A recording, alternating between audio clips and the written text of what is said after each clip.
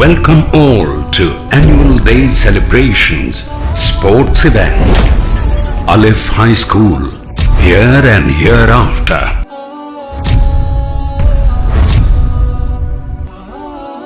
A complete modern education with Islamic values. Success of both the worlds, Dunya and Akhirat.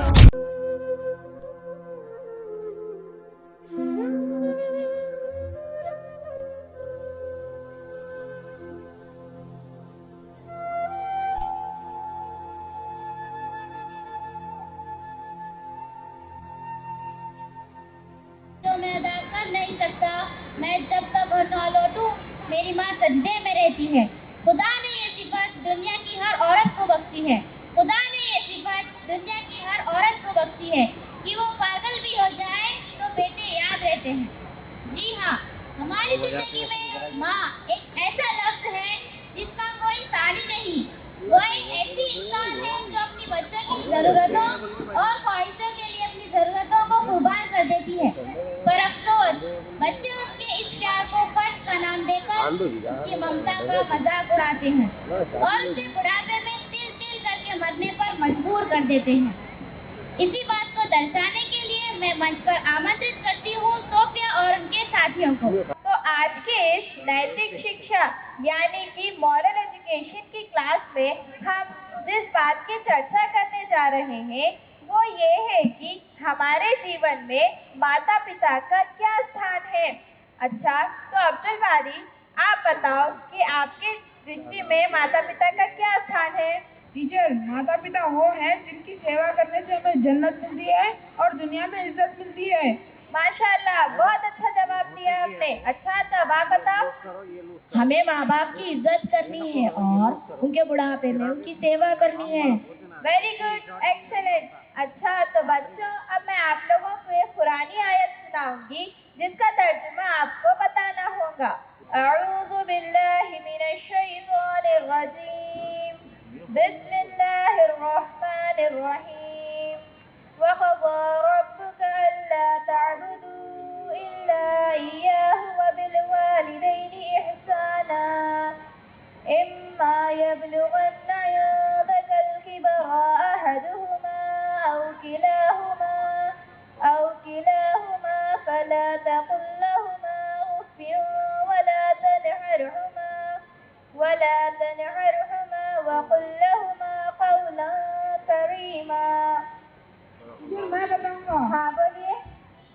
Teacher, इसका तर्जुमा ये है कि और तुम्हारे परवरदिगार ने ये इल्म दिया है कि इसके सिवा किसी की इबादत ना करो और वालिदैन के साथ अच्छा सलूक करो, और अगर वालिदैन में से कोई एक या दोनों तुम्हारे पास बुढ़ापे को पहुंच जाए तो उन्हें उफ तक ना कहो और ना इन्हें झिड़को, बल्कि इनसे इज्जत से बात किया करो।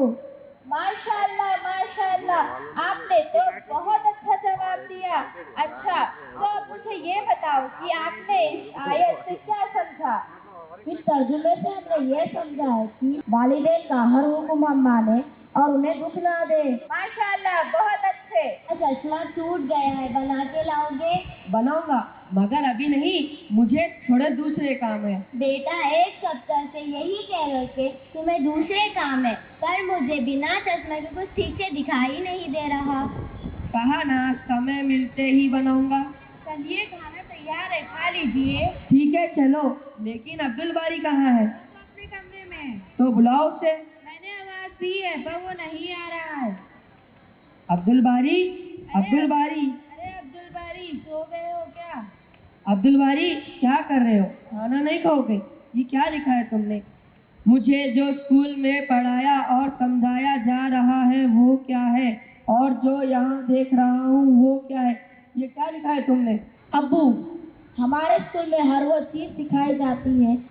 हमारे स्कूल में रोज समझा पढ़ाया जा रहा है कि माँ बाप की आज्ञा का पालन करें, और साथ ही हमें ओल्ड एज होम लेकर गए थे। वहाँ का दृश्य, वो सीन मैं भूल नहीं सकता। अरे अब्दुल बारी, ऐसा क्या देखा तुमने वहाँ? मैंने वहाँ पर देखा कि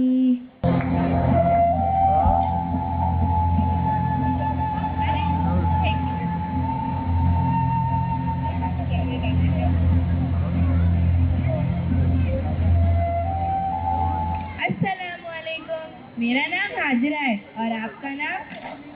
वालेकुम अस्सलाम। मेरा नाम हलीमा है। मैं तो यहाँ बस 4-5 दिन के लिए आई हूँ।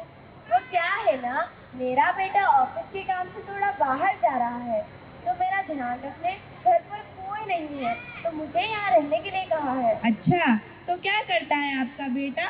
मेरा बेटा बहुत बड़ी कंपनी में ऑफिसर है। बचपन में ही इसके पिताजी का देहांत हो गया था। मैंने मेहनत कर कर अपने बेटे को इस स्थान पर लाया है। अरे रुकिए, जरा फोन लगाकर पूछ लेती हूँ कि वो घर पहुँचा है या नहीं।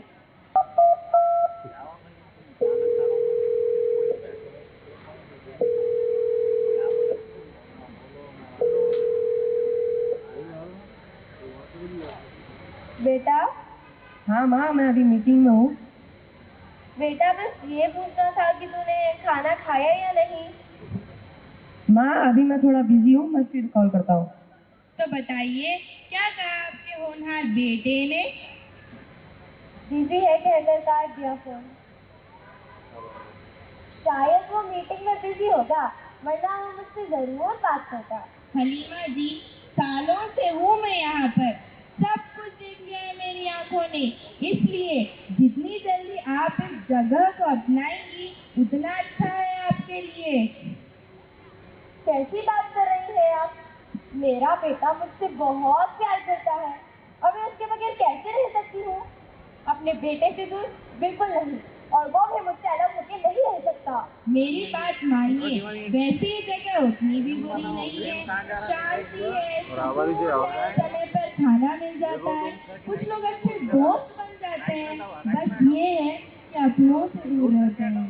बस कीजिए, मैं समझ गई कि आप मुझसे और मेरे बेटे से जलती है, क्योंकि मेरा बेटा मेरा बहुत ध्यान रखता है और वो अभी मुझे यहाँ से ले जाएगा, देखना। और आपको कोई पूछने वाला भी नहीं है। हलीमा जी, काश ये सच होता।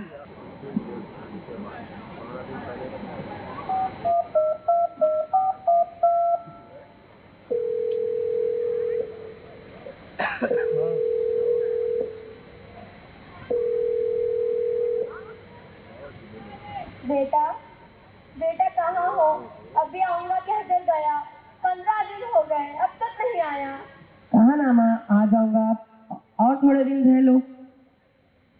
आपको पता है, जितनी बड़ी उम्मीद होगी उतना बड़ा दुख मिलता है, इसलिए मेरी बात मानिए, इस घर को ही अपना घर मानिए, मेरी बात मान लीजिए, उम्मीद का ये बंधन छोड़ दीजिए, क्योंकि यही हमारा नसीब है। देखिए, नसीब आपका बुरा होगा, मेरा नहीं, क्योंकि मेरा बेटा मुझसे बहुत प्यार करता है। मुझे चिंता तो इस बात की है कि वो मेरे बिना रह कैसे रहा है। देखिए हलीमा जी, आपको मेरी बातें बुरी लग रही होंगी, लेकिन यही सच्चाई है।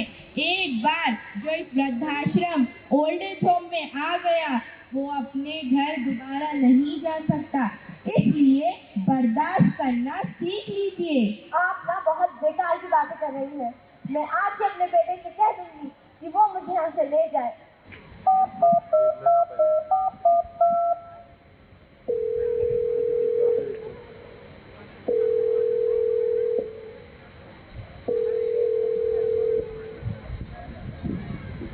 बेटा, बेटा तू मुझे यहाँ से ले जा, मैं तुझे देखे बिना नहीं रह सकती।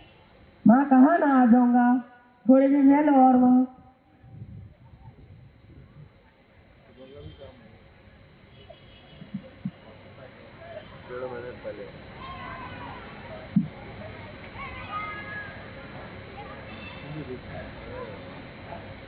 हाजिरा जी, मेरे बच्चे को कॉल लगाइए ना, पूछ तो लो कि उसकी तबीयत कैसी है। मेरा बच्चा कुछ खाया होगा या नहीं।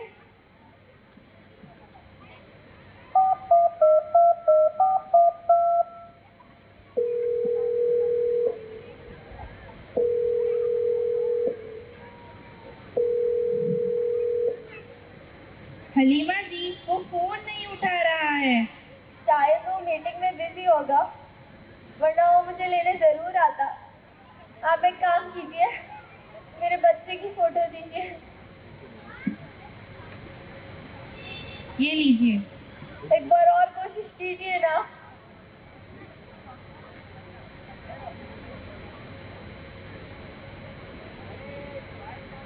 वो नहीं उठा रहा है।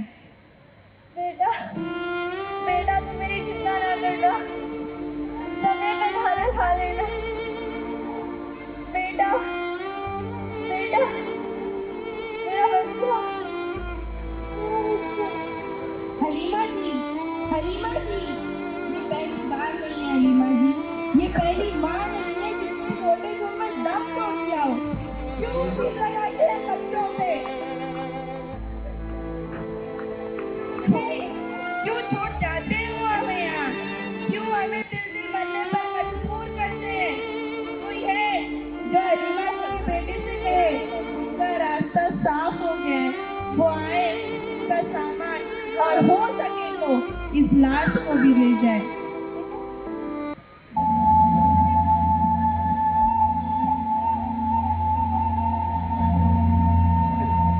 लो एक और आ गई। अरे नहीं बहन जी, मैं सिर्फ 7-8 दिन के लिए आई हूँ। मेरा बेटा मुझसे बहुत प्यार करता है, देख लेना वो मुझे 1 सप्ताह के अंदर से जरूर ले जाएगा। अच्छा, तो आपने भी उम्मीद लगाई है? जी हाँ, उम्मीद तो लगाई है, पर मैं जानती हूँ 10 बच्चों को एक माँ बाप बड़े प्यार से पालते पोसते हैं, लेकिन एक माँ बाप को 10 बच्चे देखभाल करने के लिए पीछे हट जाते हैं। इसलिए कहा जाता है कि फिक्र में बच्चों की कुछ इस तरह घुल जाती है माँ, फिक्र में बच्चों की कुछ इस तरह घुल जाती है माँ, नौजवान होते हुए बूढ़ी नजर आती है माँ। मौत के आगोश में जब थक कर सो जाती है माँ, मौत के आगोश में जब थक कर सो जाती है माँ, तब कहीं जाकर सुकून पाती है माँ। कल ले जाना, आने में देर हो जाएगी। नहीं, अभी बहुत देर हो चुकी है, और देर करूंगा तो अल्लाह सुब्हानहू व तआला को क्या मुंह दिखाऊंगा। मैं शुक्रगुजार हूँ अब्दुल बारी और उनके टीचर्स का, जिन्होंने वक्त रहते मेरी आंखें खोल दी। हाँ अम्मी, पता नहीं कितने ऐसे घर होंगे जहाँ माँ बाप के साथ ऐसा शुरू हो रहा होगा। अब्दुल बारी, मेरे बच्चे, मैं तुझसे बहुत खुश हूँ। तूने अपने स्कूल में दी गई सीख से माँ बाप को गुनाहों से बचा लिया और दादा दादी की जिंदगी को खुशियों से भर दिया। भला हो उस स्कूल और उन टीचर्स का जिन्होंने दुनिया की तालीम के साथ साथ दीन की बातें भी बता रहे हैं। अल्हम्दुलिल्लाह दादी अम्मी, हमारे स्कूल में हर वो चीज़ सिखाई जाती है जो दीन और दुनिया के लिए ज़रूरी है। अरे अब्दुल रहमान, आप कब आए? मैं थोड़ी देर पहले ही आया। अस्सलाम वालेकुम दादी अम्मी। और अब्दुल बारी जो कह रहे हैं वो बिल्कुल सही कह रहे हैं। इसीलिए तो हम कहते हैं तरह तरह की शिक्षा देकर काबिल हमें बनाते हैं, तरह तरह की शिक्षा देकर काबिल हमें बनाते हैं। इसीलिए तो हम बच्चे अलीफियत कहलाते हैं। इसीलिए तो हम बच्चे अलीफियत कहलाते हैं।